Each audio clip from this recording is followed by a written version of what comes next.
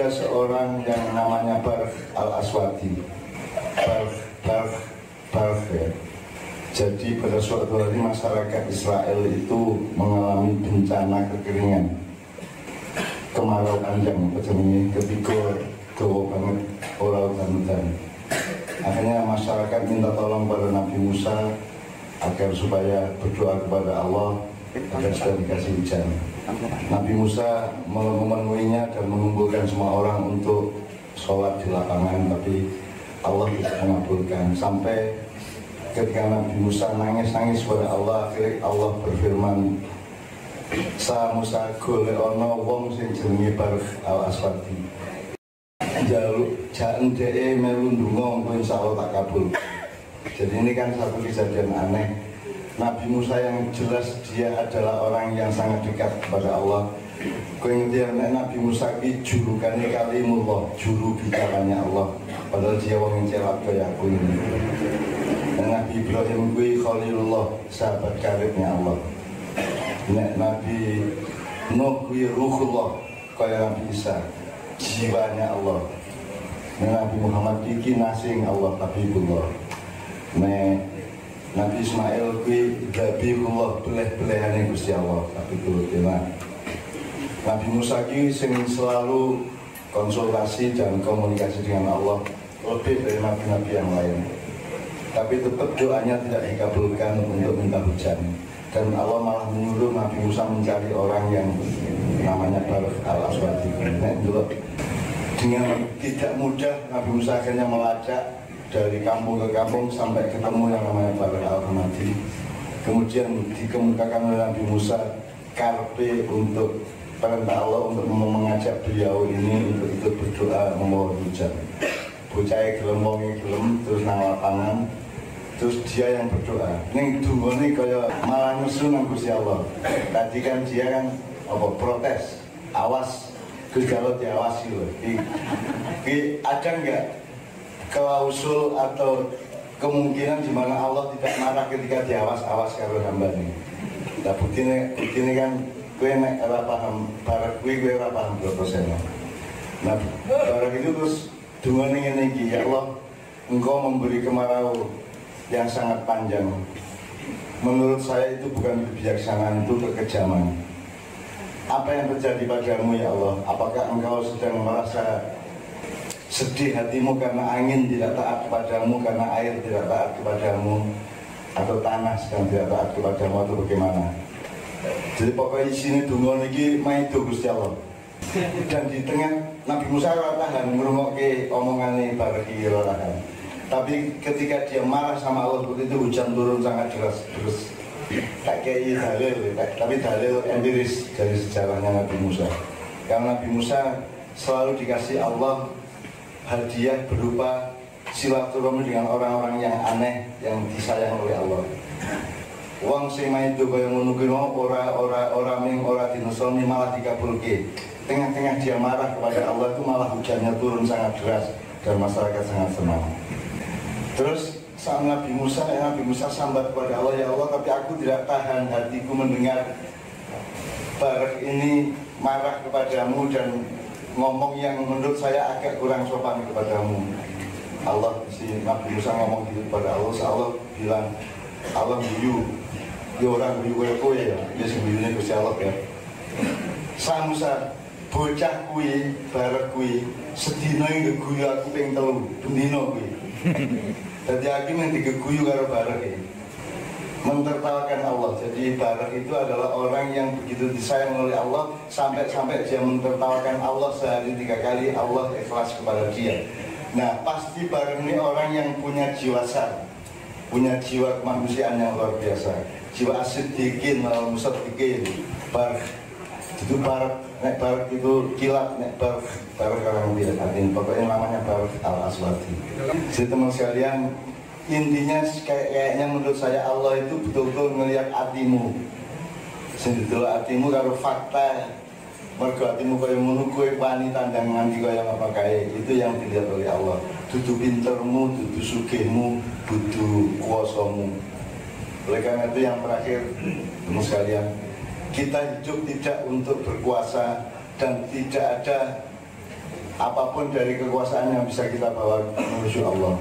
Kekuasaan ya ora payu ning ngarep Gusti Allah, kekuatan ya ora payu, keampuhan ya ora payu, kehebatan ya ora payu, apa kepandaian ya ora payu kabeh ning ngarep Gusti Allah. Sing payu iki ning ikhlase hatimu, gelem tandang tertulung nang hamba-hamba Allah yang sedang menderita. Dan itulah yang dilakukan oleh anak-anak saya seluruh dunia. Dalam keadaan apapun saja itu turun kanthi ikhlas luar biasa. Turun ikhlas seneng.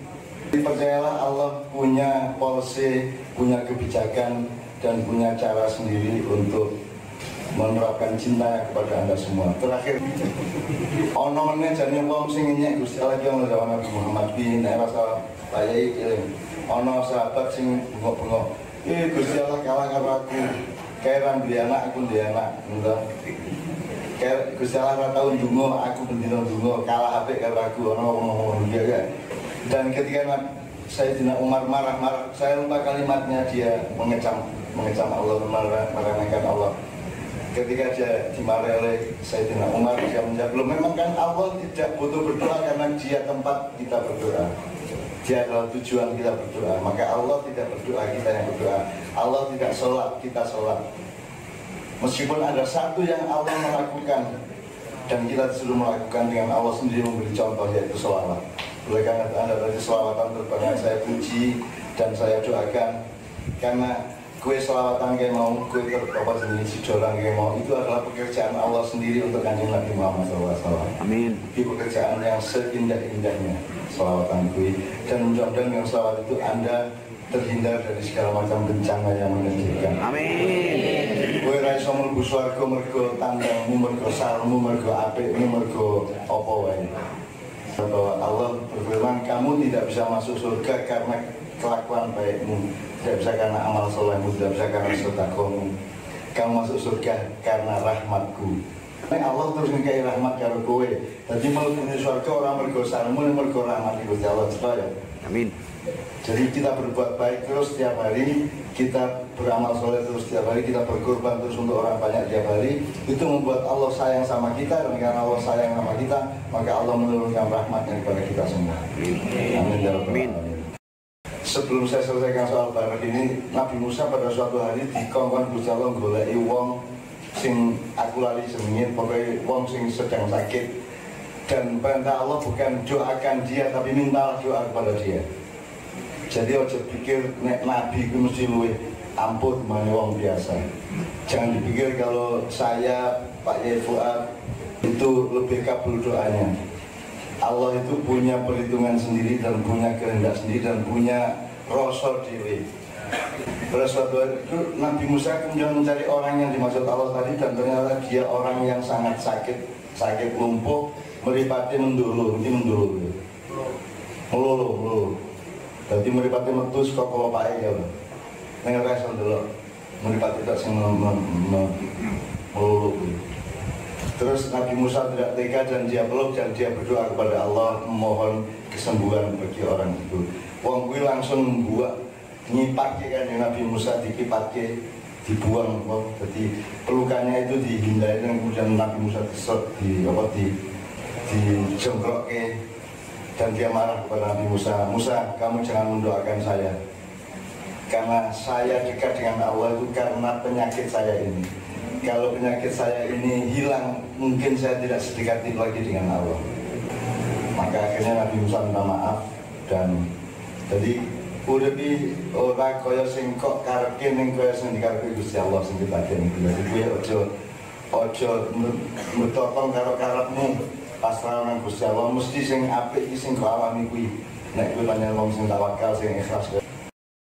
Aku takon karo kowe iki luwih cedhak karo Gusti Allah pas enak uripmu apa pas ora enak? Pas gampang apa pas angel? Pas angel lho. Padahal Allah nggawe uripmu lah untuk gampang. Yuridu bikumul yusra wala yuridu bikumul usra.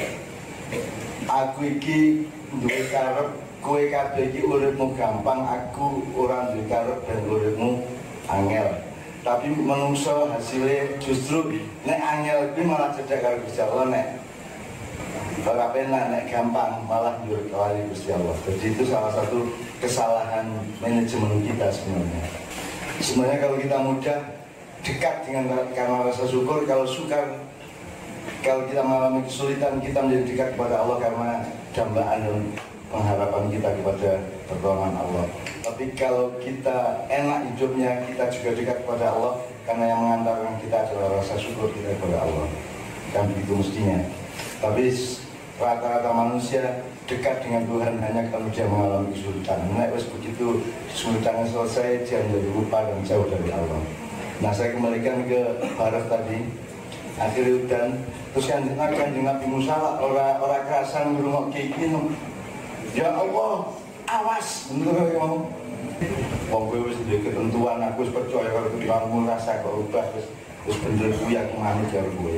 Bilang takun Allah ya betul malah ubali. Hidup yang paling sengsara adalah kalau Allah musuh karo kowe. Maka ada wiritannya Nabi Muhammad SAW yang bunyinya angger Gusti mboten duka ten kula mboten peduli ajeng kere, ajeng modal, ajeng ambyar, ajeng napa mawon kula ikhlas. Sing penting Allah mboten nesu kali kula. Dalam takun alaya pun fala ubali. Itu bahasa Arab. Di fala ubali iki cara jawane ora paten. Angger salah nesu karo aku ora paten. Arep duwe arep kere pada bawahku ora masalah, ora paten. Itu bahasa la ubali.